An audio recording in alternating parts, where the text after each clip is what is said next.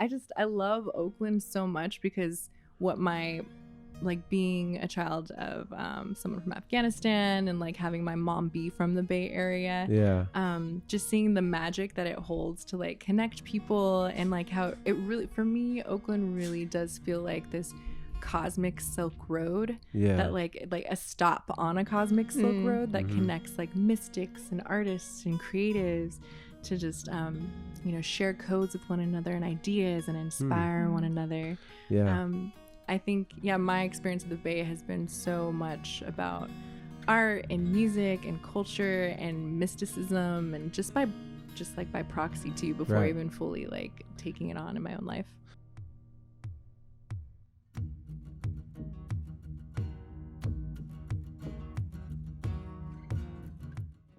Welcome back to the podcast. Today we have a very special guest. She's a visionary producer whose music, visuals, and products enhance the high vibe culture.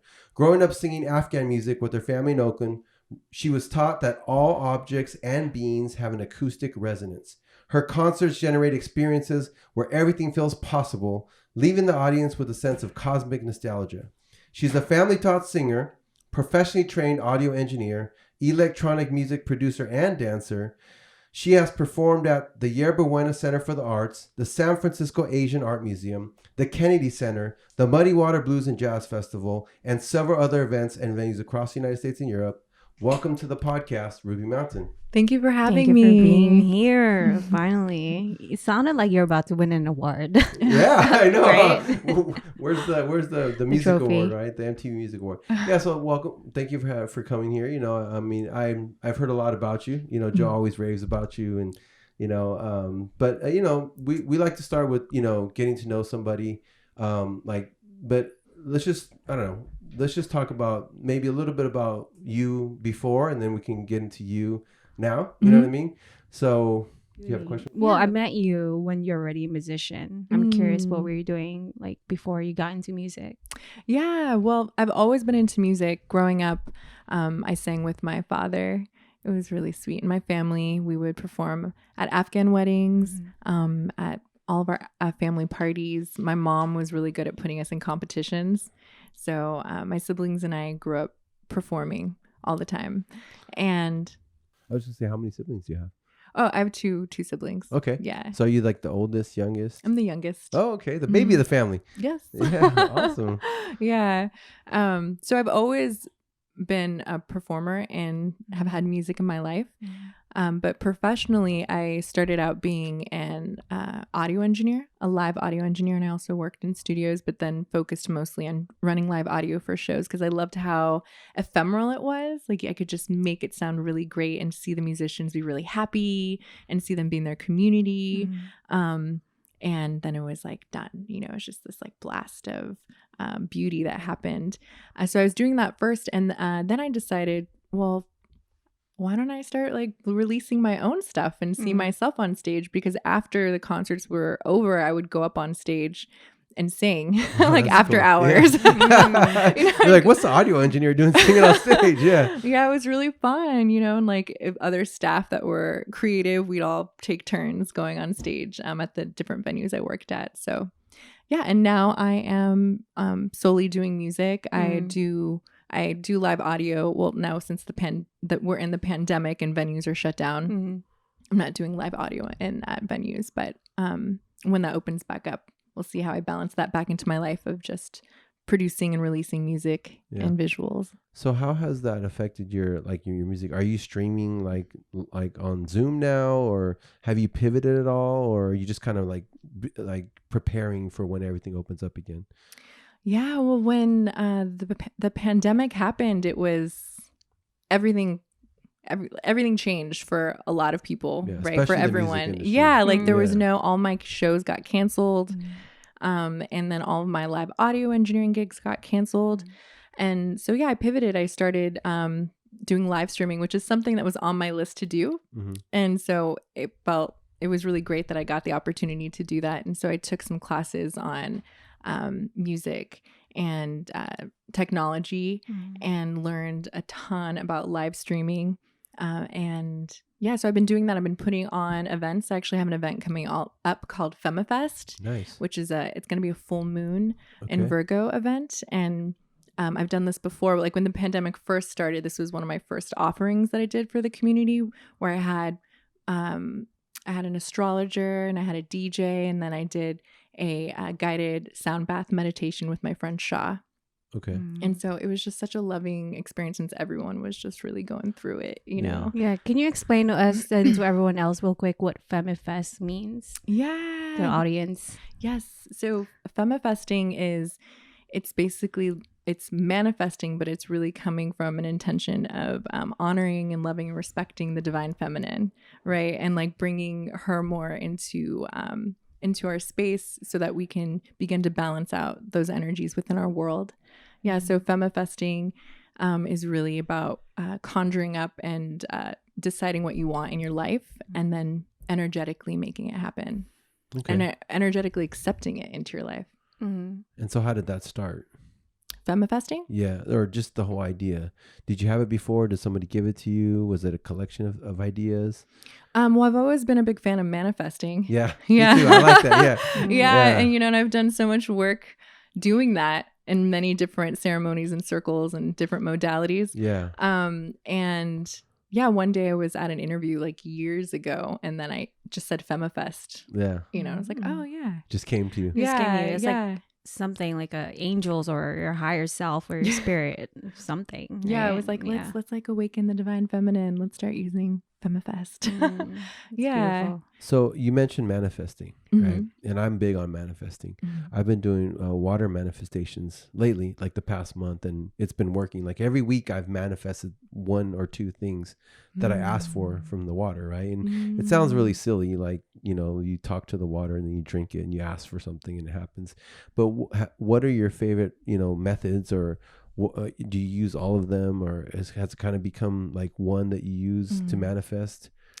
I really like what you're saying, because like our bodies are water. I can see why you're doing that, because our bodies are water, and the water picks up the vibration, and it reminds me of that Japanese photographer who goes around and takes photos of water crystals. Right. Yeah. And the ones that have like love written on them are like so beautifully formed. Yeah. And the ones that say negative words are just not. Yeah, they're not good. Yeah. But as far as like femmifesting, it's really just a lifestyle. Like I don't see myself, I don't really do as many like rituals or ceremonies around it anymore. It's been very much about me coming into a place of personal energetic sovereignty and recognizing like that I choose what energy space that I'm in, and have decided to be in a timeline, in a space that is vibrating high for myself and the people around me that resonate with that. Yeah. And so when I'm in that, it's just naturally like you're in that space that when you think of something, or when you desire something, or when you feel pleasure, like pleasure goes hand in hand with femmifesting. Okay. Like, so pleasure in like loving who you are and like enjoying a beautiful flower, being intimate, like anything, it's like that's pleasurable. It tunes you and taps into the vibration of femmifesting and creation energy. So it's not, I think maybe just like my lifestyle of living, I'm just knowing that being more thoughtful about what I am consuming, and also what I'm outputting, and that the output is the ripple effect. The output is the thing that is femmifesting, drawing in opportunities. But it's not even so much of like drawing it in. It's like all right there. It's just suddenly I can just see it because I'm in the vibe. Yeah. It's funny because most people, when you say manifesting, I don't know, my experience is most people think it's baloney, like how can it just be that? You know what I mean? It's like this thing where people think it has to be a lot harder than just like your vibration or just asking, and in prayer, if you think about it, prayer is a form of manifestation, right?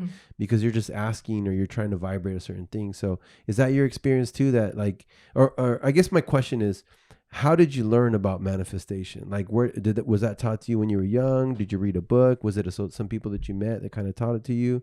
How did you get on this path of manifestation? Because I believe in it a lot and I know it works. You know what I mean? So I was just curious as to how you got onto that. That's a really good question. Yeah, I think You're making me think about when I was a kid and being able to be so much in the vibration of play and imagination that I literally was femmifesting my whole world, like through imagination, right? Like I was making things up. I was like feeling like I was in those places, and then I was actually in those places, and seeing, seeing my family also. Like my mother was very, she was very much in tune with the other realms and like Christ consciousness, and without saying that, but like looking back at who she was and how she was so connected to angels, but she was very good at being able to not only see what was coming ahead, but also like say something. I think it was probably both. Like she could see what was coming, but also like say something, and then it would happen. Wow. And like on subtle levels, right? So I think as a kid, just always knowing that was a reality. Yeah. Like it just happens. It wasn't on like large scales, like people are like, I want to win the lottery. But it was like on day-to-day experiences.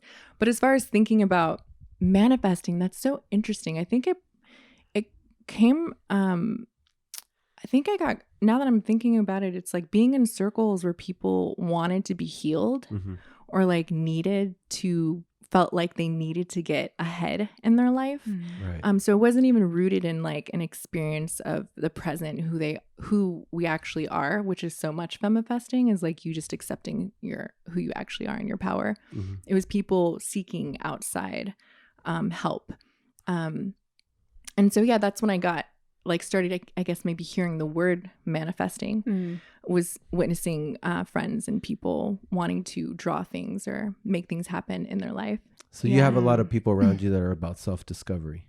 Yes. Yeah. It's such a Bay thing though, A Bay thing. It is. It's such an Oakland thing. Yeah. I don't, so like, I don't know how you're about religion or if you're religious or whatever. I'm not religious and I respect all religions, but I think, because I was raised Catholic and then I converted to Christianity, but then my journey of self-discovery started like maybe the last 10 years, because I did a lot of personal development. I was around like different associations, like you said, people that just want more out of life. Like they're looking for more than just the usual. And that's where I started discovering the path of self-discovery, where manifestation is a big part of that. Right? Because if you know yourself and you know that we're a soul and a spirit having a human experience, and then I believe that's where the belief that manifestation can happen, because we're energy and we're source and stuff like that. So I agree with you on that one, where, I mean, maybe it is that you wanted more. You started singing with your family. And so let's talk about that. Well, I don't know if it was that it's interesting to think you said I wanted more, because it's so interesting for me to hear that, because it definitely was at a place in my life where I seeked outside sort of help to, I guess there was like the sense of need, which I feel like can come from maybe, I don't want to say victim, but like almost like that essence of not knowing that I don't need anything. But I think the community that I was in was definitely in that situation, versus now it's like femmifesting is just knowing your power. Okay. It's knowing that you are like source, love, light. It's knowing that we are all powerful, and it comes from a place of like, I don't need anything to happen. I know that I could choose to make it happen. Okay. I love that. So it's like self-discovery, or just acceptance. Okay. It's like, for me, that's what it feels like. It's like acceptance of my connection to my highest self, acceptance of just understanding that we're so much more than just what we see. Okay. And not everyone is at that place, and I feel like maybe that's when people are still using like very material things, and those things work. I definitely do things like that too sometimes. It's like playful, and it really does. There's like traditions behind it, and it does activate your energy, which femmifesting, that's to make something come into fruition, to see it in this realm. It's not just energy. Like you have to be active. There's like an action to it. So it's like lines up not only with your thinking and your energy, but also what you're doing with your life. So you mentioned something about the material, right? so obviously we live in the United States in a capitalist society, you know what I mean? And so you said it is kind of important, and it's I forgot the exact words you used, but you said it's kind of necessary, but it's not important, because you accept that you can have, like, basically your reality can be whatever you want to believe. Can you talk a little bit about like the material versus the I guess the non-material, non-physical. Yeah, non-physical. Are you talking about capitalism being necessary? I'm kind of confused. Somewhat, like because you said that it comes from femmifesting comes from acceptance, like not needing anything outside. Well, right? Acceptance of who you are, your high self, your sovereignty. Yeah, not needing. Yeah. And so in our society, there's a lot of not the opposite of that. Yeah. Like needing, you know what I mean, to feel okay or feel worthy or feel acceptance, right? Yeah. So what's your view on that? Like, or how did you break away from that? Do you think it's more because, or where do you think that comes from? And what's your idea on that part? Yeah, I think for me that thinking it's socialization. Yeah. It's a distraction. It's false. Yeah. You know, it's a way to have a lot of us never really think about what we're talking about, like your higher self, like energetic sovereignty, multi-dimensions, femmifesting. It keeps you just locked into the material world, which is about work and making money and surviving, you know. And so I think for me, it's like recognizing that. It's like, yeah, that's very much reality, especially being a musician, being an artist in California. Like, it's very much my reality of like, okay, I'm not in the tech industry, you know, I'm not a lawyer, doctor. It's like I'm an artist. And so I'm very much aware of like the physical limitations and opportunities that come up with being an artist.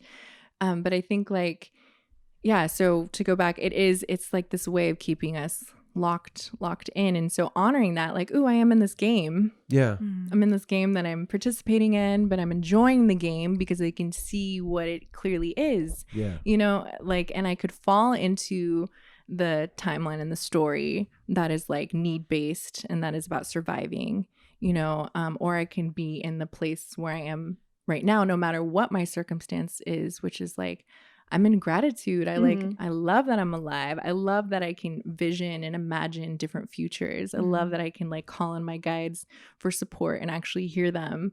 You know, I love that I can be femmifest a trip or something into my life just by deciding that that's what I want to do and coming at it from a place that's really heart-centered and filled with love. So yeah. It's very powerful.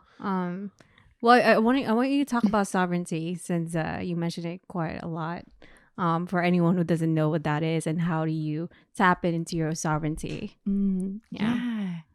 Well, I think, for tapping into my own sovereignty, it's work. It's like you're talking about self-discovery. You know, it's like looking through the limitations that I've put on myself, that I've learned from the outside world, and questioning them and digging them up and accepting the things that are forgiving myself for the ways that I've internalized those negative things that really aren't me or any of us, and practicing just really being in love, like with the world and with people and with where I'm at, and that for me is a part of sovereignty, is being able to love no matter what, like being in a love vibration, because I'm aware that another person or their situation that's happening, they may not be, we're just on different timelines. Like, I'm not going to get mad at them, you know, or be disappointed. I mean, I could get frustrated and upset, but I'm not going to get like feel like I need that person to change. It's more like, oh, I'm in a different place and I'm going to keep being in this place. That's sovereignty. And I'm going to continue to meet people that are in my place, that are going to inspire me and push me even further to connecting to the cosmic realms and the multi-dimensions, and like the realness of like, we are so powerful. Like if everybody collectively like woke up and we realized how powerful we are energetically, we could just completely shift the planet. But like you said, like not everybody gets to that point, like discovery wise. Yeah. And you mentioned the game, right? I like how you put that because it seems like everything that's successful now has a gamification aspect to it. You know, social media is basically gamification of social interaction, right? You know, recently, I'm not sure if you're familiar with stocks or whatever, but there's two apps, Webull and Robinhood. Robinhood has become like the gamification of money, right? Or not money, but like the stock industry, the money industry that normally was not the normal person could not ever access that realm, or it was very complicated. It was so confusing that even if they did, they probably wouldn't understand it. But now Robinhood creates this app, makes it like a game.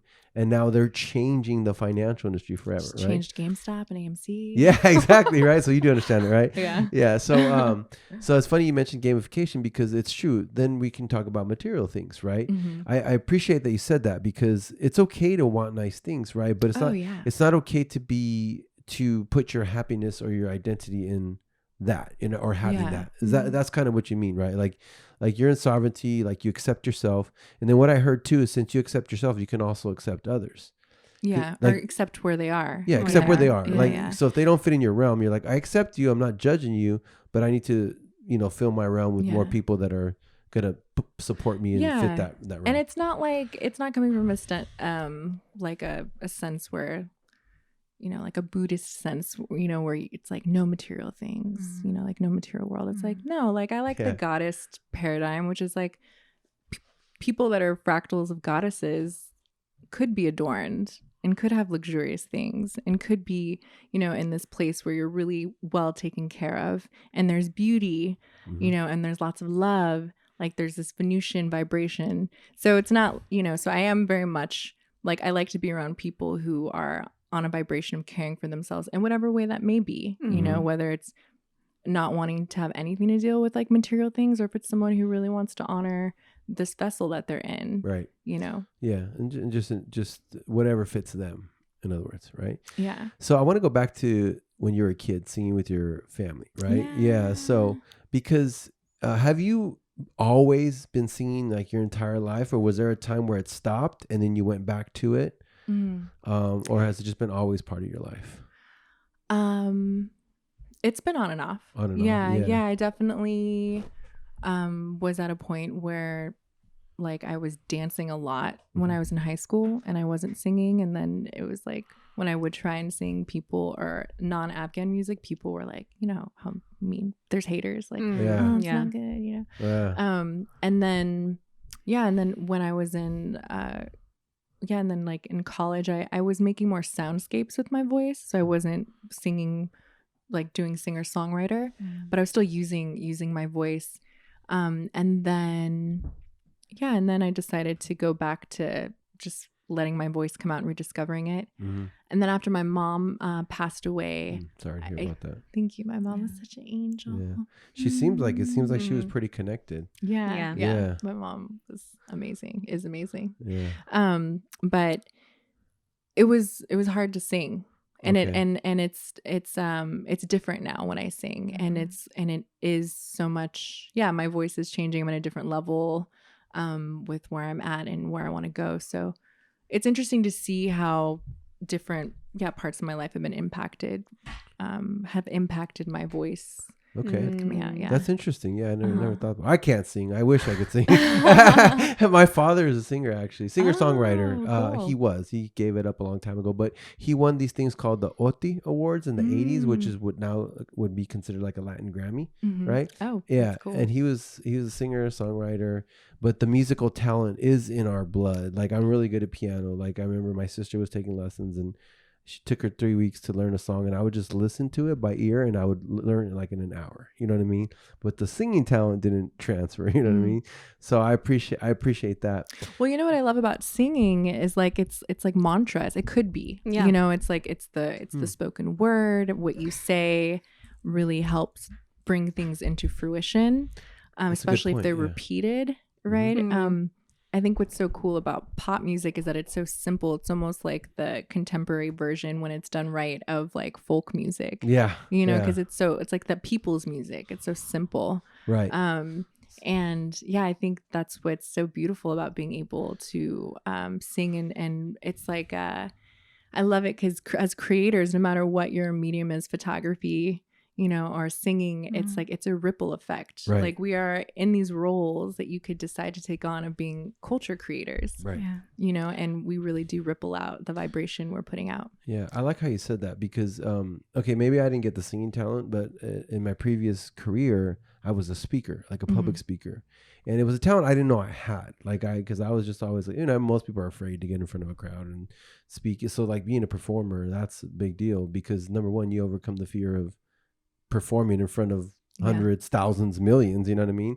But so what I realized in my previous career was that I actually had a talent to speak and I could channel energy. And when I spoke, it was like I was singing. It wasn't like me, just the same energy, the same tone the whole time. I'd have the lows, the highs, the pauses, the stops.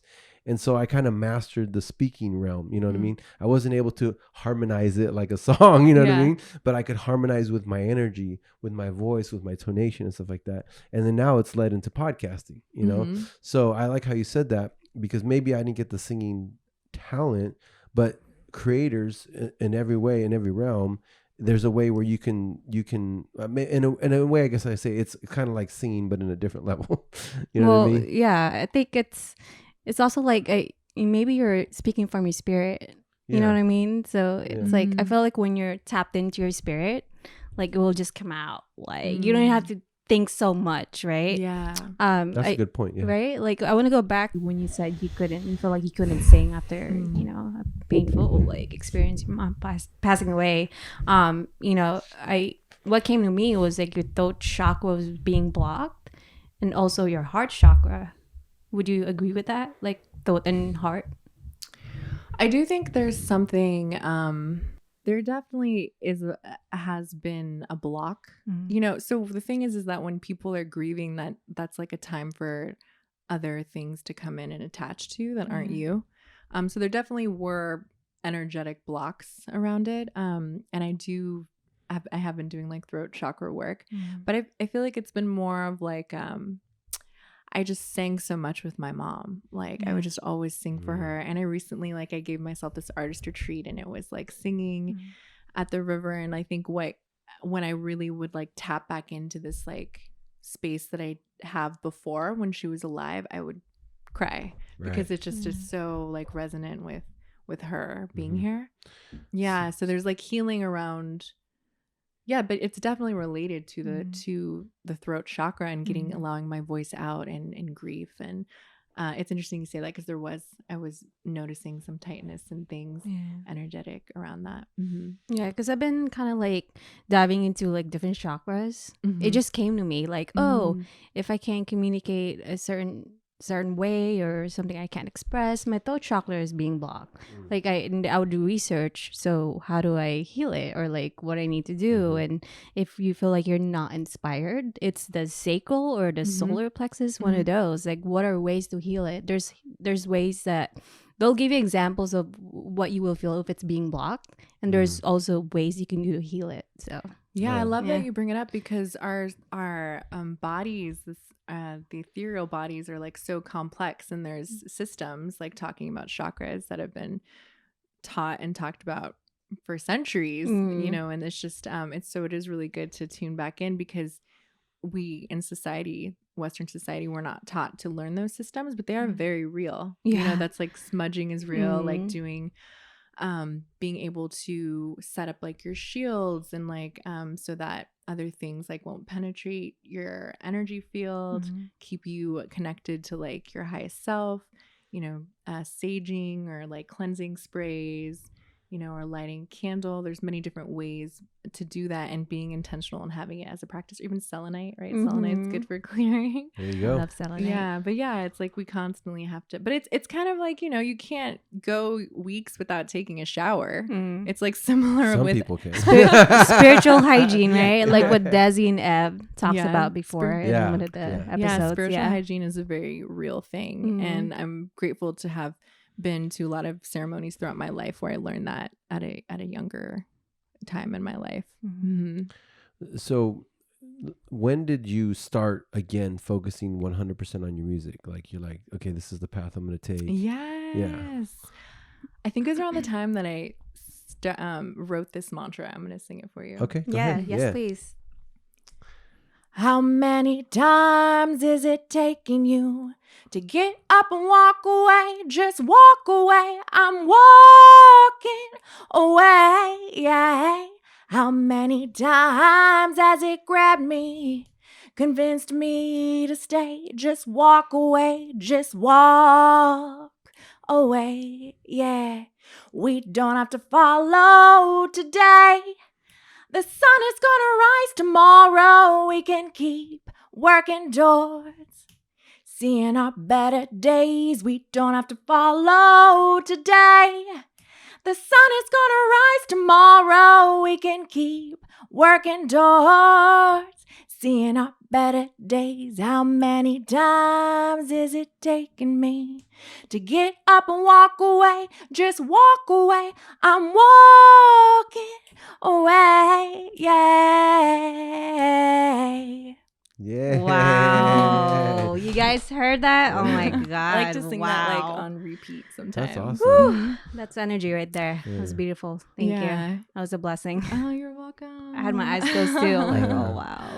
Yeah, Live there's- music. I know. We got live music here on the podcast. Mhm. By the way, if you like this podcast, make sure you subscribe. Make sure you hit that like button and the notification bell so that lets you know when the new videos come out. So that was And awesome. You send us write comments below if you have any questions for Ruby, me, Isaac. Share the video, please. And that was awesome. Tell us how awesome it was in the Yeah. comments, right? So yeah- when was that? Around when that happened? Maybe I think like maybe 8 years ago was 8 years when I ago, was like okay. energetically like decided. Okay. But it's been to professionally decide and like really grow it as a business, not just as an artist. Mhm. That was probably like 4 years ago. I was Okay. the AV director at a place in downtown Oakland and decided to leave my job to focus on just creating. Yeah. Yeah. That's awesome. And Yeah. since then, I've been gifted opportunities to take business classes, and it's been a ride though, thinking about getting the right resources to think about music in relationship to business, just because a lot of business courses are like readily available. Mhm. And then there are music business courses too, but that hasn't locked in. I've been offered like other business courses, but because there is no real way to be a music business. Right. You know, it depends on what your goals are, what your aspirations are. There's so many different ways to make money with music. And so it's just deciding which to prioritize. Mhm. And yeah. So yeah, I think and more recently, it's because of the pandemic, it's like even dialed in more because Yeah. I've gotten opportunities to take some online business classes and really plan a business for the next 5 years, which is really cool. As There an you go. artist, I'm like, Yeah. wait, what? You want me to do what? Yeah. And like I have to tune into like my other side. Yeah. Yeah. So yeah, and I ended up starting Femmifesting Productions, Uh-huh. which is a production company that connects to high vibe artists to create for the new paradigm. So to continue to create work together that impacts people's lives, that impacts people's vibrations, because we're coming out of the old paradigm, and that's which is very much rooted in like your head and intellect, Mhm. and not knowing about the things that we're talking about, Right. you know, into this new place where people are more accepting of magic. Okay. And people are seeing it happen in their own lives more, so it piques more interest. And yeah, it's really such an exciting time to be like a woman of color, to be an artist, and to generate new pieces that are really laying the foreground of like the energy that we are in now. The shift has already happened, so the energy that we're in, but it's just going to keep building and getting bigger and bigger. Yeah. You mentioned something about how you want to do it, because I believe like now with technology, with YouTube, with, you know, all this, it's so easy to get yourself out there nowadays, you know? And if you're really good at marketing yourself, at promoting yourself, at using the internet and social media, like you can easily become huge, you know? Like we're back maybe 20, 30 years ago, you needed to have like a manager, you needed to have a record label pick you up, you needed, you know, it was just so much harder. The barrier of entry was so much harder.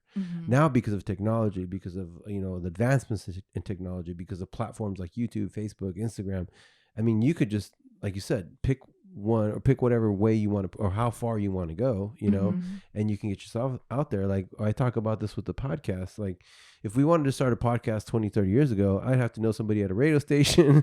I would have maybe had to have gone to college for it. I would have had to pay my dues in like radio for years, you know, and then maybe I'd have a little tiny show. Now, couple cameras, put together a team, get a YouTube channel, get yourself on all the major platforms and just start talking. You know what I mean? Like that's how crazy it is. So I think that's pretty cool. But you mentioned business, right? And I want you to talk about, we were talking about this earlier, but the whole business artist dance connection, right? Because I think it is kind of like a dance, right? It is kind of like you have to have both in order to get somewhere. So maybe what's your thoughts on that? Because I know you are business minded as well, but you're also a creative artist. So what's your thoughts on that business artist? Yeah, well, I don't think you have to have both to get somewhere. Okay. You know, like you could just be an artist, right? You know, and with me, like deciding, like I really enjoy making an impact and activating people with concerts, with like products, you know, with like I made these earrings. They say Femmifest. Oh, nice. And for me, it's like a ritual when I put them on in the day to remind me of that power that I have, you know. It's pretty creative, actually. Yeah. And yeah, so it's like it's very much you can choose, you know, what you want to do, but I really enjoy being able to like leave footprints, you know, and leave things for people to interact with. And so with business, it's like it's so cool to know that it's a tool. It's very much, and it's like a new business, you know, it's like a new not a new business, but a new form of thinking of business. Because it's, for me, it's not competition. It's about like, what is the ecosystem I'm in, the business ecosystem? Like what other artists are doing fabulous things that inspire me, you know, that I could have a concert with, or who are also creating Femmifest stuff, or, you know, or Manifest or whatever it is. And just really seeing that it's like business for me has been a way to connect with other communities of people that also want to make an impact on the world, and at the same time live in this very three-dimensional capitalistic realm, which is like, oh yeah, also there's money, there's energetic currency, there's like movies to be made, you know, and that takes money, there's albums to be made, you know, and so it's like, it's very much, money is also just an energy form. To me, there's nothing negative attached to it unless it is negative money.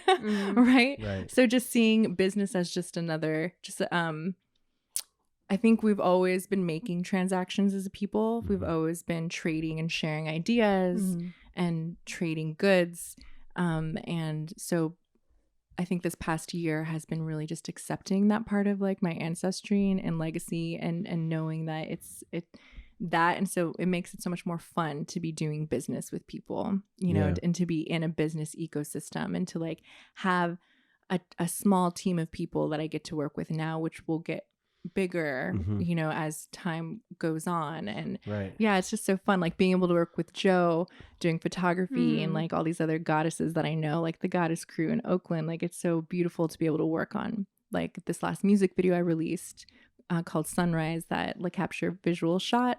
Shout out to Des. Yes, Des. So dope. Like just to be able to work with women of color who are also on a high vibe frequency really inspired me to be like, yeah, Femmifesting Productions, like this is happening, like it's happening now, like let's make it happen even more. And then understanding the logistics of business, where like you know, when you become a corporation, then you can get shares to sell, and like what is the LLC, and then seeing like how it can actually go down as and it's not just like a seed anymore. It's like it's happening, and it's just all a journey. Right. And so let's talk about your music video, because I know that you had just you want to talk about that, and you know, like you said, you did it with Desiree. You know, she's worked with the Bliss Seekers as well. So talk about that. Like, what was that experience like? How what did that come from? What is it about? Like, what's the song about? Yeah. Well, we released a music video for Sunrise in December. Okay. Which also was part of a live stream that I put together, because part of my Femmifesting is creating a live stream broadcast. Oh, okay. So and having them, it's like a different type, like bringing in visuals during the live stream, bringing in it's just a whole show that I put together. And so that was the live stream I did in December was the music video premiere. Okay. And yeah, it was gosh, there's so many wonderful things to say about that. But I think what I just really want to say is that visuals are so powerful because it's like whatever you have around you is impacting you subconsciously. And so to be able to create with Des, who's like this holder of ancient cosmic secrets, you know, and to be able to like share my music that is so much downloaded from the cosmos and from ancestors and from love. So to be able to work with someone who can really capture those visuals has been amazing. And so I'll be releasing a new music video for my song called Seeker. And that'll be coming out at the end of the month at my event Femmifest. That's my current favorite song from Ruby, by the way. Oh, Seeker. really? Yeah. So tell us more about like your whole music career. Like how many albums do you have out there? Well, let's go. So now maybe 4 years ago you said, okay, I'm going to turn this into like a career. Right? Yeah. So what happened after that? Oh my gosh, so many things. I got to sing at the Kennedy Center, the Muddy Waters Blues and Jazz Fest. Awesome. Like doors were just like, okay, you want to do this? Let's do it. Wow. You know, and then I released my full moon mixtape, which was I released a song on a full moon for 5 full moons. And that was amazing because just growing up knowing, like learning like how our bodies and everything in the world resonates with the frequency, to be able to release like these intentional songs that were you know, they were like full moon spells, if you want to say, and seeing how they impacted people that I knew who listened to them, how they impacted my own life once I released them, and going with like the current of the full moon, creating them. That was my first like mixtape that I released, my first album that I released. And then after my mom passed away, I got a residency to record at Women's Audio Mission. That was a very challenging thing to produce and create because it was like this dance between like grieving and then like wanting to do it because, you know, my mom, like to honor my mom and to honor like the matriarchs and like honor myself. And so it was like this dance between, it was challenging, but I did it, you know. And that one was called Waves, hence like up and down. Did you find it like it was a bit healing after you completed it? Yeah, I was like, was it? Or during? Like during, you know, grief, losing someone that you love so dearly. It's like, it's even hard to really remember the experience of making it because it was just so much going on, right? But that's powerful that you completed it and you went through and I'm so grateful I did. And I had like some really brilliant artists in New York make the cover art that honored like for me, my mom, and like ancestral beauty. And I'm really proud of that album, and I know my mom is too. I bet you, absolutely. That's great. And now I'm working on new stuff. Like I have a single that will be coming out in May. Nice. And also like an album later this year. So yeah. And where can everybody find your music? They can find it on any streaming platform. Any platform, okay. Or they can purchase it off Bandcamp, which is really great. Ooh, Bandcamp. Yeah. One time, Bandcamp? Just kidding. Bandcamp.com. Bandcamp, is it bandcamp.com or is that an app? I don't know if it's bandcamp.com, but I think it is. Yeah. Actually, Bandcamp. Google Bandcamp. Yeah. Bandcamp's great because it's like you can stream the music off of Bandcamp, but they support artists so much. Like they like the percentage that they give artists is really high. Okay. Oh, that's good. Yeah. It's like purchasing music too. Like not many, you know, once streaming happened, it kind of took away all the money. From all the musicians. Yeah. So it's nice to be able to purchase it. Yeah, so I was watching a Joe Rogan podcast and Kanye West was on there, and he said, with my music career, I was negative $5 million. He's like, but because of all his other business ventures, he's a billionaire now, right? But they were talking about the same thing because of streaming and all that. Like the artist has been kind of robbed of you know, making the amount of money that they used to make before streaming, right? Yeah. So this is more like better for the artist, the Bandcamp. I really want to see, I'm looking forward to the day when I can see people who have established these platforms. And I know like that part of it being created was because it was already being created. People were just like downloading, illegally. Without Napster. Exactly. Yeah. And so that's what came out of that. But I'm really looking forward to the day when these platforms can start being more think about the sustainability of artists, because they are making a lot of money. And how, like, what is fair? Like, I would love to see, like, there be some sort of move and change to make things equitable for the creators, not just the people that are creating the platforms.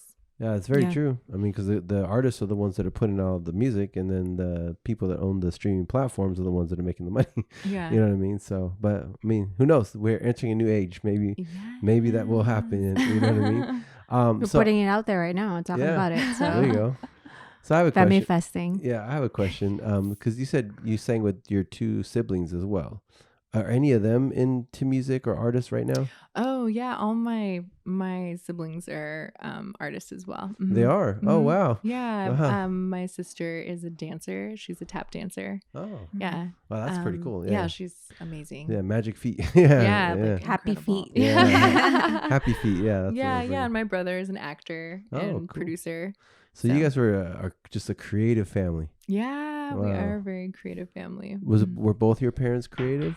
My father was the performer. Like, he came from Afghanistan and he came to pursue music and wanted to do acting. Yeah. And he's a singer, songwriter, and plays harmonium.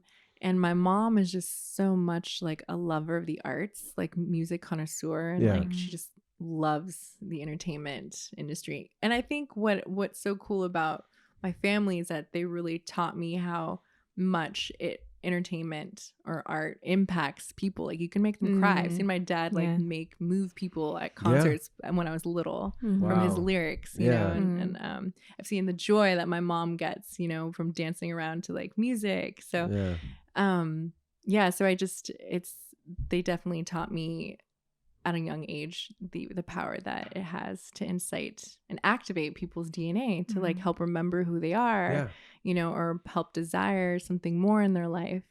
I think I read an article or I watched something that said that when people have amnesia, they use music because music activates a different part of the brain. Like, they could lose their memory, but they'll remember song, which is the craziest thing. See that. So it is true. I mean, it connects with a different part of the brain. Like, I guess you never forget it. So that's pretty powerful. And so did your parents, did they meet here in the United States? They did. Oh, okay. Yeah. My dad, he like immigrated to New York and then eventually came to Oakland. And it was like, I mean, now there's a lot of Afghans here, which is so beautiful. But at that time, like, you just didn't. You knew everyone. It's a small community. Yeah. You knew everyone that was Afghan, and he was like living in a studio with all of his friends. Like, it's just like so funny. Like, they were just all together, and then they met in Oakland. Okay. Yeah, they met in Oakland, and I love Oakland so much because like being a child of someone from Afghanistan and like having my mom be from the Bay Area. Just seeing the magic that it holds to like connect people, and like how it really, for me, Oakland really does feel like this cosmic Silk Road. That like a stop on a cosmic Silk Road that connects like mystics and artists and creatives to just share codes with one another and ideas and inspire one another. I think, my experience of the Bay has been so much about art and music and culture and mysticism, and just by proxy too, before even fully like taking it on in my own life. It's funny that you Oakland, like, because back in the days when I was a teenager, I was not into art. I wasn't into music. I was more into partying, and like, drugs and all that stuff, right? But now that I have evolved as a human being and also like tap into the things that I love, like kind of like coming back home to me, now I'm able to like attract people like yourself, Desi and Ev, who are very in tune with their spirituality and also creative. So it's like a law of attraction too, you know? Yes. Thank you for tuning in. That was the end of part 1. Part 2 comes out next Monday, 9 a.m. Please stay tuned. Make sure you like and subscribe to our channel and hit that notification bell so that YouTube will let you know when the next one comes out.